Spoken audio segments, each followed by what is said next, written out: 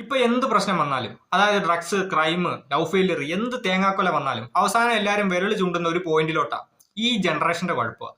എന്ത് പ്രശ്നം വന്നാലും അവസാനം ഈ ജനറേഷന്റെ കുഴപ്പമാണ്.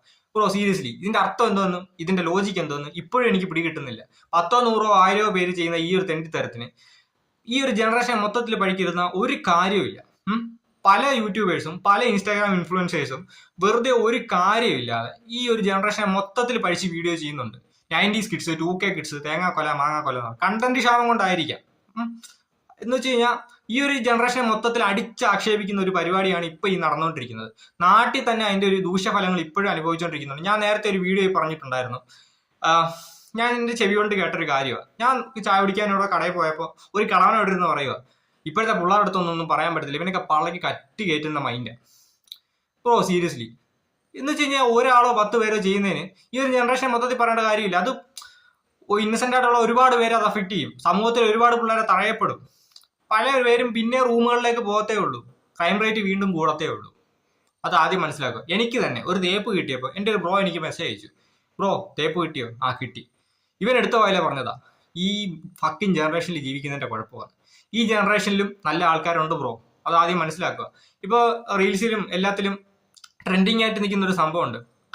നെഞ്ചിന് താപ്പോട്ട് തളർന്നു പോയ ഒരു പയ്യനെ എന്താ പൊന്നു പോലെ നോക്കുന്ന ഒരു പെണ്ണിനെ കുറിച്ചിട്ട്. അപ്പോൾ അത് ഈ ജനറേഷനിലുള്ള ആൾക്കാരെ മനസ്സിലാക്കുക.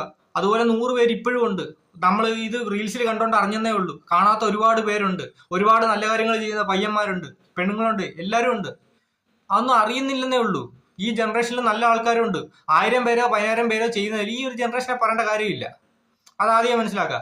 യൂട്യൂബേഴ്സ്, ഇൻഫ്ലുവൻസേഴ്സ് പ്രത്യേകിച്ച് ഈ ഒരു ജനറേഷനെ മൊത്തത്തിൽ അടച്ചാക്ഷേപിക്കുന്നത് ദയവ് ചെയ്ത് നിർത്തുക. ഇത് പലരും കാണുമോന്ന് തന്നെ സംശയം. പക്ഷെ ആ ഒരു ജനറേഷനെ മൊത്തത്തിൽ അടച്ചാക്ഷേപിക്കുന്ന പരിപാടി നിർത്തുക. കാരണം അറിഞ്ഞോ അറിയാതെയോ ഒരുപാട് പയ്യന്മാർക്ക് ഇത് അഫക്ട് ചെയ്യുന്നുണ്ട്. ഒരുപാട് പയ്യന്മാരെ തഴയപ്പെടുന്നുണ്ട്. നിർത്തുക, ആയിരിക്കും നല്ലത്.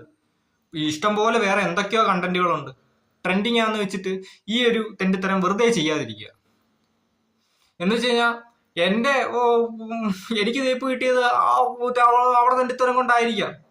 പക്ഷെ എന്നും പറഞ്ഞ് എല്ലാവരും തെണ്ടികളാണെന്ന് നമ്മൾ വിചാരിക്കരുത്. ഓക്കെ, ഇപ്പൊ ഇത്രേ പറയാനുള്ളൂ. എന്ന് വെച്ച് കഴിഞ്ഞാൽ ഈ ജനറേഷൻ മൊത്തം നല്ല മോശമാണെന്നും നല്ലതാണെന്നും ഞാൻ പറയുന്നില്ല. അപ്പോൾ പണ്ടത്തെ ആൾക്കാർ മോശമായിരുന്നു? ഒരിക്കലും അല്ല. പണ്ടത്തെ ആൾക്കാർ എന്തോ നല്ലതായിരുന്നു? ഒരിക്കലും അല്ല. അവരിലും നല്ലതും ചീത്തയും ഉണ്ടായിരുന്നു. നമ്മളിലും നല്ലതും ചീത്തയും ഉണ്ട്. ഇപ്പൊ നമ്മൾ കുറച്ച് കൂടുതലാണെന്നേ ഉള്ളൂ. പക്ഷെ എല്ലാം അങ്ങനെയാണെന്നല്ല. ഓക്കെ.